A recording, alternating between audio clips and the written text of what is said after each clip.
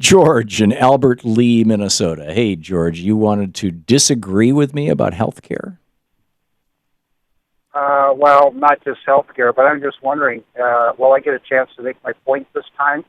I don't know. I mean, there's no point in me trying to make my point if you're going to cut me off and filibuster to the next commercial and not let me make my point. You set up a straw man, and after you cut me off and argued against the straw George, what's your point? My point is, you're talking about absolutely free education, absolutely free healthcare, absolutely free this. Nothing is free. Somebody has paid a price for that. Okay. Is that your point? That's everything you wanted to say? Yeah. Let me provide you with the frame that I'm viewing this through.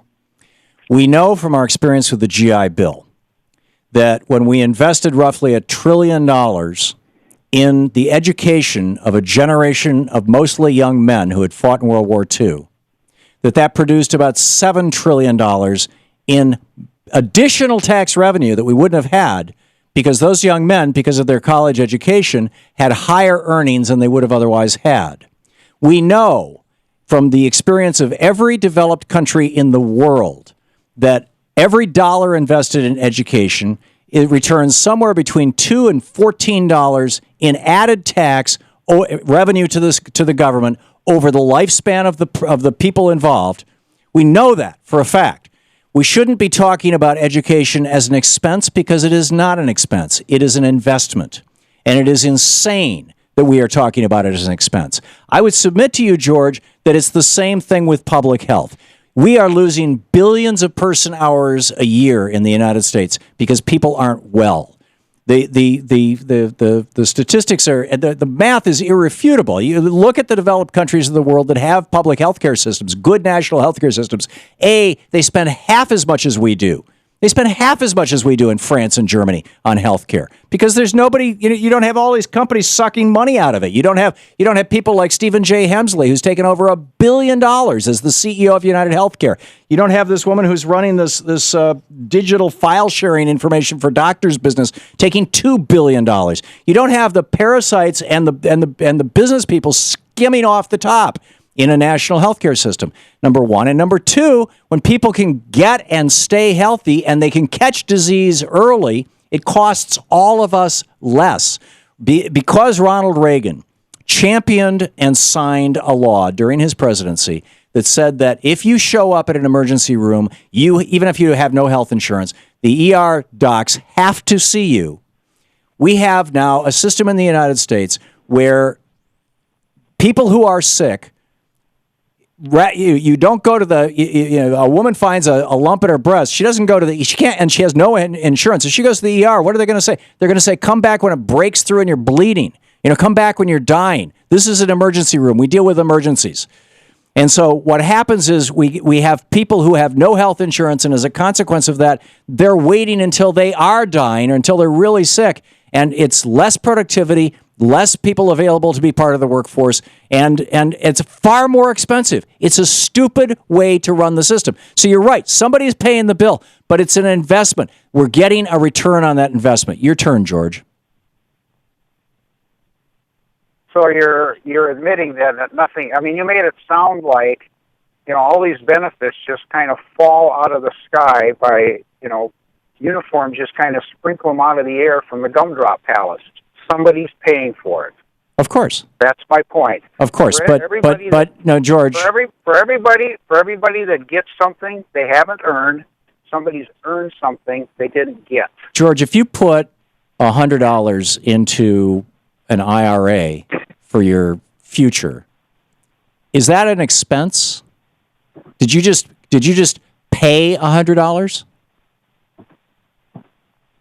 I would consider that an investment. Exactly. I consider education and healthcare an investment. So when you say somebody has to pay for it, no, somebody has to invest in it. And that somebody is us, we the people. My point is that when you are using somebody else's dollars, you're less careful about whether that's a real investment. That's demonstrably not true. Or not. No, that's demonstrably not true. Oh. If you, George, really? Yes. I mean, you think you spend somebody else's money? Government bureaucrats are going to be just as careful spending money that's not theirs, that they didn't have to work for, that they didn't have to earn by the sweat of their brow, as carefully as the person that actually that earned the money. As a matter of fact, yes. And the research is in on that too, and it's quite solid, George. No, it's here's how it works. Let me just explain this to you, George. I'll give you an opportunity to rebut me if you would like. Here's how it works. Number one, when you have a government healthcare system like Medicaid or Medicare, which operate on a 2% or 3% maximum overhead, as opposed to like United Healthcare or these for-profit companies with billionaires running them who are operating on a 20, 25% skim off the top. But when you have a government system like that, there are people whose job is to make sure that the money is being spent appropriately. On the other hand, if it's just you, because, hey, you're a libertarian and you don't believe in health insurance or getting anything from the government, and you're having a heart attack, odds are you're not going to call 5 hospitals and ask them what they charge. In fact, the experience across this country has been that individual consumers very rarely make healthcare choices based on expense. Other than I won't get any health care at all. That's very common. People who are uninsured simply don't go in for health insurance or in for health care. But people who have insurance or people who are going to have things, that are not covered by insurance, they're making their decision based on who's the best doctor, who's the nearest doctor, who can see me right now. We don't have the time, and frankly, most of us don't have the sophistication to be shopping for medical services, to be saying, do I want this kind of saline solution or do I want that kind of saline solution? Do I want this antibiotic or that antibiotic? Do I want this surgical procedure or that surgical procedure? Based on what? Where do we get this data? George? Well, so we're going to hand that. Have you ever shopped around? So we're going to hand out this personal responsibility to... It's not personal responsibility, right? George. It's not personal responsibility. Okay. The Koch brothers would like you to believe it is, but it's not personal responsibility. We're going to hand off this responsibility to experts. Is that what you're saying? It is not responsibility. It is. We're going to have experts decide. What we know is that yes, when you have... We have experts? Yes. When you have healthcare systems... So how do we know these people are experts? Because we hired them, George. Who hired them? We did. We the people. First 3 words of the Constitution. Look it up. Politicians hired these people. No, politicians vote on laws. They don't hire people.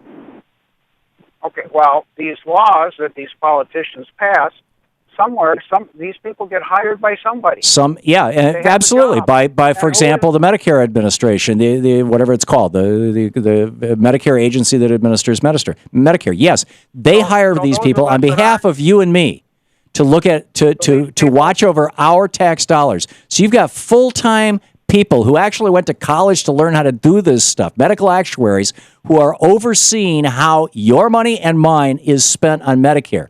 Whereas when you or I decide that, we need medical services right now, hey, I think I'm having a heart attack, we don't have the ability to do that. But ultimately, that flows back to the politicians to pass the law. No, it doesn't. It's got nothing to do with the politicians. Yes, it does. These politicians pass a law that sets up a bureaucracy. George, you dislike politicians. Somebody gets hired. Somebody hires people. Well, who hires them? George, what is the difference between the bureaucracy at Medicare and the bureaucracy at United Healthcare? Who hires these people? Somebody hires them. They get a paycheck. What is the difference between the bureaucracy at Medicare and the bureaucracy at United Healthcare? I can tell you where I'm going with it. No, I want you to think about this. This is important stuff, George. The bureaucracy at Medicare is committed to saving taxpayer dollars and to increasing the level of health in this country, to getting the best health outcomes. Because if you get bad health outcomes, it costs us more. The bureaucracy at United Healthcare is committed to making sure that Stephen J. Hemsley makes a second $1 billion, that the 100 executives who make more than $1 million a year at United Healthcare continue to make their $1 million, and that the stockholders of United Healthcare continue to get their dividends. Those are very different priorities. I'll take Medicare any day. George, thanks for the call. We'll be back.